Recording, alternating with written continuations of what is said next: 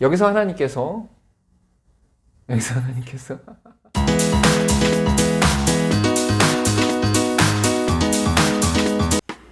안녕하세요. 반갑습니다. 크크크 시간이 돌아왔습니다. 이번에는 문화에 대한 우리의 관점이 어때야 되는지를 성경에서 무엇이라고 말하는지 한번 살펴보면서 나누도록 하겠습니다.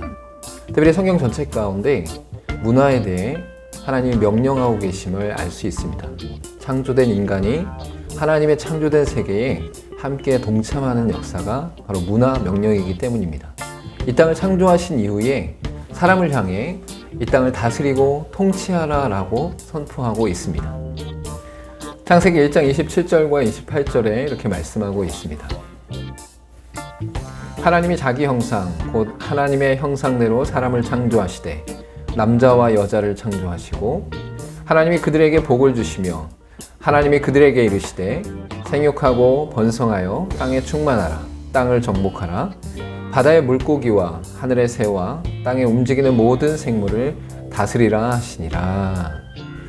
27절 말씀 가운데는 사람이 하나님의 형상과 모양으로 창조되었다라고 말씀하고 있습니다.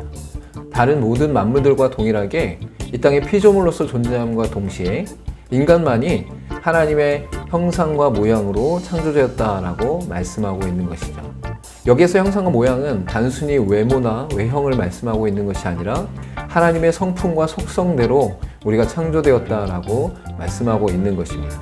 이는 곧 우리가 만물의 모든 것의 피조물의 일부이지만 동시에 우리의 존재만은 하나님께서 특별하게 만드셨다라는 것을 분명히 선포하고 있는 것이죠. 또 28절 말씀 가운데는 그 만들어진 존재가 이 땅 가운데 어떤 역할을 감당해야 되는가를 명확히 선포하고 있습니다.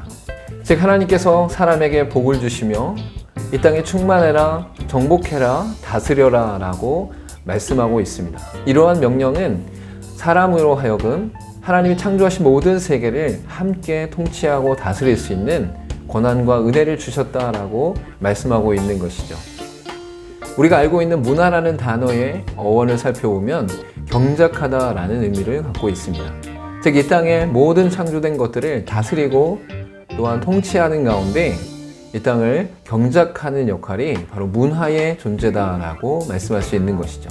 즉 우리는 만들어진 존재인과 동시에 만들 수 있는 존재다라는 것을 분명하게 선포하고 있습니다. 이러한 문화 명령의 실제적인 사건이 바로 인간이 타락하기 이전에 창세기 2장 19절의 말씀 가운데 나타나는 것을 볼 수 있습니다. 여호와 하나님이 흙으로 각종 들짐승과 공중의 각종 새를 지으시고 아담이 무엇이라고 부르나 보시려고 그것들을 그에게로 이끌어 가시니 아담이 각 생물을 부르는 것이 곧 그 이름이 되었더라 라고 말씀하고 있는 것이죠. 여기서 하나님께서 각종 들짐승과 공중의 새를 지으신 것이 바로 하나님의 창조 사역이다 라고 말할 수 있습니다. 그런데 그 다음에 바로 아담을 이끌어서 그들의 이름을 짓게 하시는 것을 볼 수 있는 것이죠. 즉 하나님께서 창조하신 창조의 사역 가운데 바로 사람으로 하여금 바로 경작하고 정복하고 다스릴 수 있는 또한 동참할 수 있게 하시는 은혜를 주시는 것을 볼 수 있습니다. 즉 인간만이 이 땅의 모든 피조물 중에 하나님의 창조 사역과 또한 섭리 사역 가운데 동참할 수 있었던 존재였다라고 성경은 말씀하고 있는 것이죠.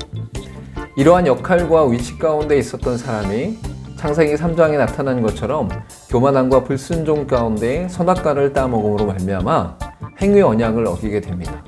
그로 말미암아 에덴 동산에 쫓겨나게 되어지고 인간은 문명과 문화를 창조했음에도 불구하고 하나님의 거룩함에 이르지 못하는 상태에 빠지게 되어진 것이죠. 즉 특별한 위치와 역할 가운데 창조되었던 사람은 하나님 앞에 범죄함으로 말미암아 문화를 창조할 수 있는 외적 능력은 남아있을지 모르나 하나님의 거룩한 속성 가운데 아름답고 귀한 것을 창조하는 데에는 타락했음을 알 수 있습니다.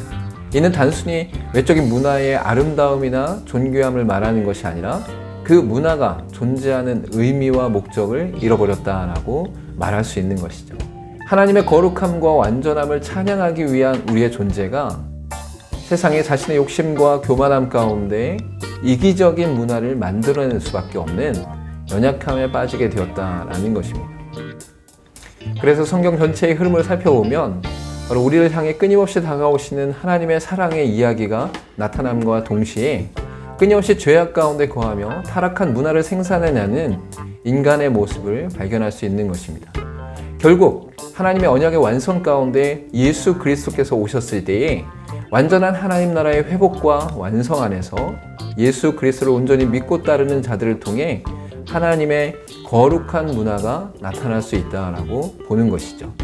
그러나 여기서 가장 중요한 것은 사람으로 하여금 어떠한 능력과 권세가 있는 것이 아니라 하나님께서 우리 가운데 임재하시고 역사하심으로 말미암아 거룩함의 회복 가운데 아름다운 문화를 창조할 수 있다라는 것입니다. 단순히 교회의 문화가 높고 월등하고 세상의 문화는 낮고 저하됐다라는 의미가 아니라 이 땅의 모든 문화의 창조 가운데 하나님께서 우리 가운데 드러내신 그 진리의 문화는 그리스도인을 통해 나타날 수 있다라는 것을 말씀할 수 있는 것이죠. 또한 여기서 우리가 교만할 수 없는 것은 하나님께서 이 모든 일을 이루시고 또한 이 일들의 주권이 하나님께 있기 때문에 우리의 자랑이나 우리의 욕심이나 우리의 유익을 위한 것은 아니다라고 볼 수 있는 것입니다. 우리가 세상을 어떻게 바라볼 것인가, 문화를 어떻게 바라볼 것인가 깊이 고민할 때에 하나님께서 우리에게 베푸신 은혜 안에서 문화를 바라봐야 되고 또한 그 문화의 속성 가운데 죄악된 또한 범죄한 속성이 아니라 하나님의 거룩한 속성을 어떻게 담아낼 것인가에 대한 깊은 고민이 필요한 때인 것입니다. 문화를 이해하고 문화를 창조하고 또한 문화 가운데 거하는 우리 인생이 이제는 세상의 죄악된 타락된 모형 가운데 거하는 것이 아니라 하나님의 거룩한 성품과 속성을 담아낼 수 있는 은혜의 능력이 나타나기를 간절히 소망합니다. 고린도후서 5장 17절에 그런즉 누구든지 그리스도 안에 있으면 새로운 피조물이라 이전 것은 지나갔으니 보라 새 것이 되었도다 라고 말씀하시는 내용이 우리의 존재 자체를 하나님의 거룩한 백성으로 이끄시는 은혜 안에 있게 한 것과 동시에 이 땅의 하나님의 백성으로서 우리의 상태가 새로운 문화를 창조하고 또한 새로운 변화를 이끌 수 있는 은혜의 자리임을 알고 깨달아야 할 것입니다. 우리가 이 땅을 살아가면서 새로운 문화를 만들어내는 데에 어떠한 문화를 만들어내는가 그것을 살피고 또한 세상 가운데 나타나는 것들을 통해 우리가 함께 누리고 생각해야 될 하나님의 속성이 무엇인가를 돌아보고 또한 동시에 우리가 만들어낸 모든 문화의 영역 가운데 하나님의 거룩한 속성을 어떻게 비출 것인가를 살피는 삶이 바로 우리 그리스도인의 삶이다라고 말할 수 있습니다.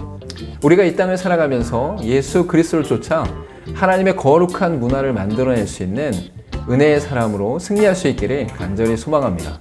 또한 우리가 날마다 말씀을 묵상하며 하나님께서 우리에게 요청하시고 요구하시는 그 뜻을 온전히 드러낼 수 있기를 간절히 소망합니다.